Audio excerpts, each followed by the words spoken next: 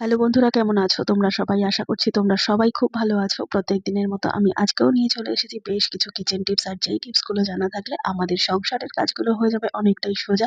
বেঁচে যাবে সময়, পরিশ্রম, মাসিক বেশ কিছুটা খরচও। আজকে সেই রকমই বেশ কিছু টিপস তোমাদের সাথে শেয়ার করবো। চলো তাহলে ভিডিওটা শুরু করা যাক। প্রত্যেকদিন ভাত রান্নার জন্য আমাদের যে চালটা আগে থেকে ধুয়ে রেডি করে রাখতে হয়, সেই চালটা কতটা খাঁটি। প্রত্যেকদিন যে ভাতটা আমরা খাচ্ছি সেই ভাতের চালটা আদৌ কোনো রকম ভেজাল মেশানো আছে কিনা তার মধ্যে, সেটা কিন্তু আমরা কখনোই যাচাই করি না।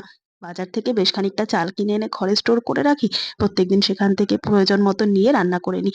এবার বন্ধুরা দেখো, এই চালটাও কিন্তু আমাদের বাড়ির প্রত্যেক সদস্য খাচ্ছে। যেরকম একদম ছোট বাচ্চা খাচ্ছে, সেরকম একদম বয়স্ক মানুষরাও কিন্তু খাচ্ছে।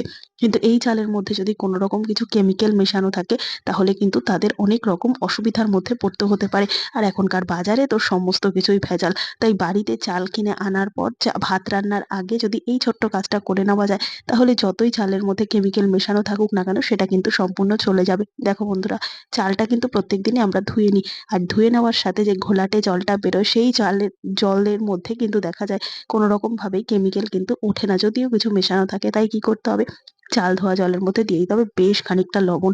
লবণ দিয়ে চালটাকে জলের মধ্যে ভিজিয়ে রাখতে হবে। অন্তত রান্নার আগে চালটাকে আধা ঘন্টা ভিজিয়ে রাখতে হবে। তাতে কি হবে, চালের মধ্যে যদি কোনো কিছু কেমিক্যাল বা কোনো কিছু মেশানো থাকে, সেটা কিন্তু লবণের জলের সাথে বেরিয়ে চলে আসবে। তারপর জল পাল্টে পাল্টে ৪-৫ বার জল পাল্টে ধুয়ে নেওয়ার পর এই চালের যদি ভাত আমরা খেতে পারি, যদি এর মধ্যে কিছু মেশানো থাকে, সেটা কিন্তু আর আমাদের শরীরে কোনো রকম ক্ষতি করবে না।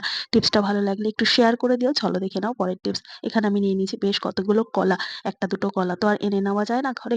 তাই কি করি, আমরা ১ ফানা বা ১ ডজন বা অন্তত কম করে ৫-৬টা কলা তো আনি।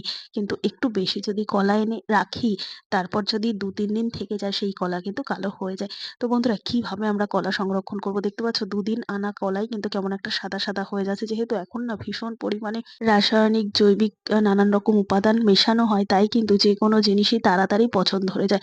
তো কিভাবে কলা আমরা সংরক্ষণ করব যাতে অনেকদিন পর্যন্ত ভালো থাকে? অন্তত ১ সপ্তাহ পর্যন্ত এইভাবে কলা রাখলে ভালো থাকবে। কোনো রকম কালোও হবে না, নষ্টও হবে না।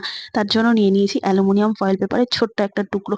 বাইন্ডিংটা যে ওপরে থাকে না, এক ফানা যে একসাথে জয়েন্ট থাকে, সেই জায়গাটায় এরকম ভাবে অ্যালুমিনিয়াম ফয়েল পেপার দিয়ে মুড়ে রাখতে হবে, যাতে কোনো রকম ভাবে সেই জায়গায় আলো, হাওয়া, বাতাস কোনো কিছু না লাগে।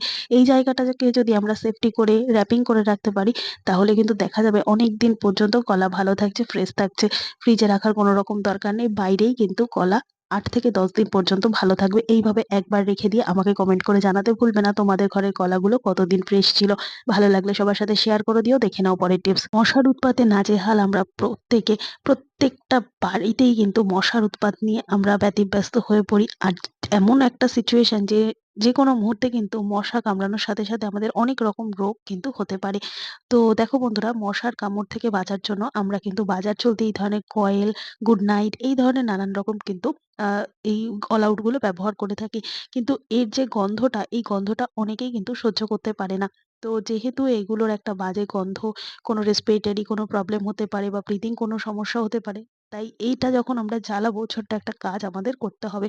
এখানে আমি নিয়ে নিয়েছি কর্পূর আর ন্যাপথলিন। তোমাদের ঘরে যেটা থাকবে, যেটা তোমাদের কাছে এভেইলেবল হবে, সেটা দিয়েই কিন্তু তোমরা এই কাজটা করতে পারো।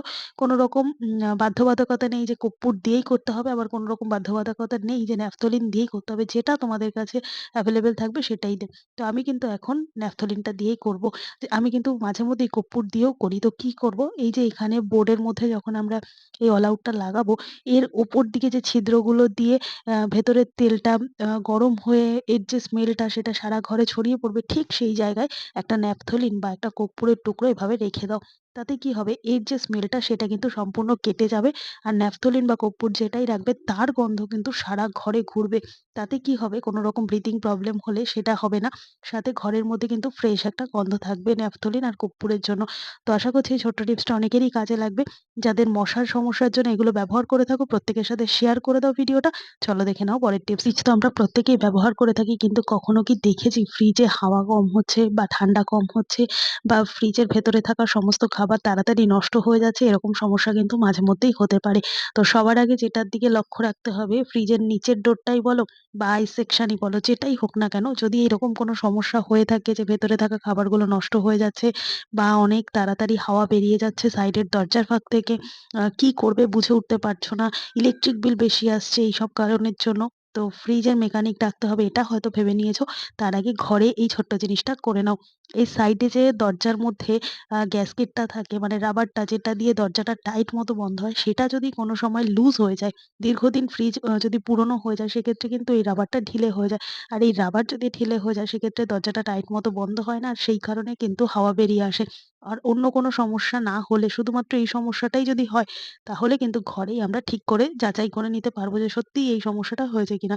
তার জন্য এক টুকরো পেপার এইভাবে মোটা একটা পেপারের বান্চ নেবেন, নিয়ে দরজাটার মধ্যে এইভাবে দিয়ে চেপে দরজাটাকে বন্ধ করে দেবে।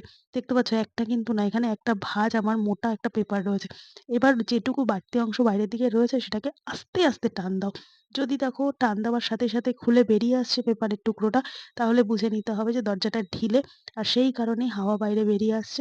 আর সেই কারণে কিন্তু ফ্রিজটা ঠান্ডা হচ্ছে না, নষ্ট হয়ে যাচ্ছে খাবার-দাবার। লোক ডেকে এই রাবারটাকে চেঞ্জ করে নিলেই কিন্তু ফ্রিজ আবার আগের মতো হয়ে যাবে।